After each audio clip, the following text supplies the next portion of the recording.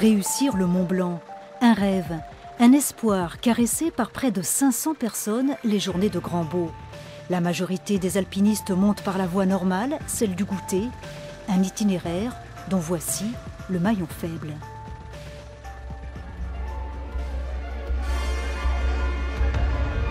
Dans ce couloir situé sous le refuge, une véritable roulette russe.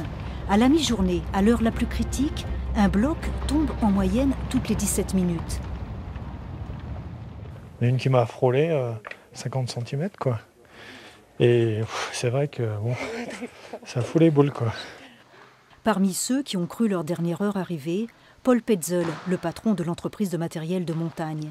Défrayé, il est devenu indigné.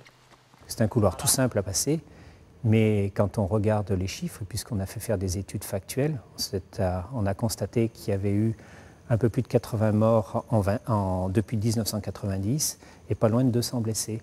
Donc quand j'ai appris ça et j'ai compris ça, si vous voulez, je me suis indigné du fait que pour l'instant rien n'est fait ou pas suffisamment dans ce couloir. La Fondation Petzel fait donc réaliser plusieurs études totalement inédites sur l'aléa des chutes de blocs, sur l'accidentologie ainsi que sur des solutions de sécurisation. L'idée d'une passerelle s'avère inadaptée en raison de la hauteur des chutes de blocs. Beaucoup plus chère mais plus durable, la solution d'une galerie piétonne d'une centaine de mètres. Question, cet aménagement rend-il la course plus facile ?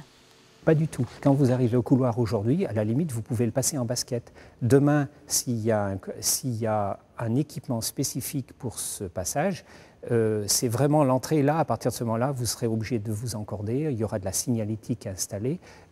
C'est à partir de là qu'on va se retrouver en haute montagne. De l'autre côté du Mont Blanc, sur le chemin d'accès au refuge des conscrits, pas de problème de surfréquentation ou de chute de pierre, mais, autre effet du réchauffement climatique, le glacier de Trait-la-Tête connaît une baisse notoire. Sa traversée devient de plus en plus délicate. Chaque année, il faut rajouter des échelles. On rajoute des échelles, certes, mais on ne sait pas exactement comment ça va se présenter dans 2 ans, dans 5 ans, dans 10 ans. Donc on a réfléchi pour trouver une solution qui soit pérenne dans le temps, quoi. D'où l'idée de ce nouveau chemin qui n'empruntera plus du tout le glacier. Point d'orgue de ce chemin, une passerelle de 60 mètres de long terminée cet été. En permettant d'éviter le glacier, elle rend la haute montagne accessible à un plus grand nombre. Au conscrit, par exemple, on n'avait que des alpinistes.